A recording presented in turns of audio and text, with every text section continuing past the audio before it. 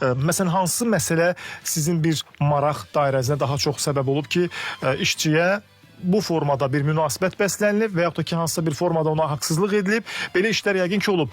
Sizin yadınızda qalan elə bir işlər varmı ki, misal olaraq və unutmadığınız bir nüans olan işlərlə bağlı?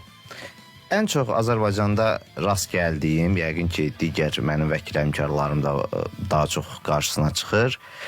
İşə götürənlərin, yəni müdirlərin işçiyə gəl ərizəni yaz, çıx ifadəsi var, məşhurdur. Bəli. Və bizdə də çox insan hüquqi savadlığın yetərli olmamağı baxımından gedir, ərizəni yazır. Biz bilirik ki, ərizəni yazandan sonra bir ay ərzində, belə deyim də, sanki yəni öz xahişi ilə işdən çıxır. Bəli. Amma əslində özünün belə bir istəyi yoxdur. Sadəcə müdir deyir deyə gedir, yazır.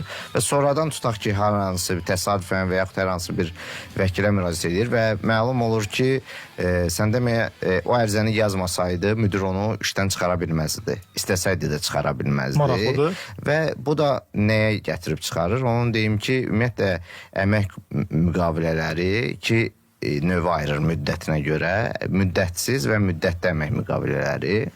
Müddətsiz adından göründüyü ki, müddətsizdir, yəni o hər hansı bir müddətlə məhdudlaşmır. Amma müddətli əmək müqaviləsi müəyyən müddətə bağlanılır. Məsələn, 1 illik ola bilər, 2 illik ola bilər və onu da qeyd edeyim ki, əgər işçi 5 il fasiləsiz işləyirsə, hətta müddətli əmək müqaviləsi belə olsa, 5 ili keçəndən sonra fasiləsiz, artıq onun əmək müqaviləsi müddətsiz hesab olunur və 5 il keçəndən sonra onu, belə deyim, müdir istədiyi formada işdən çıxara bilməz.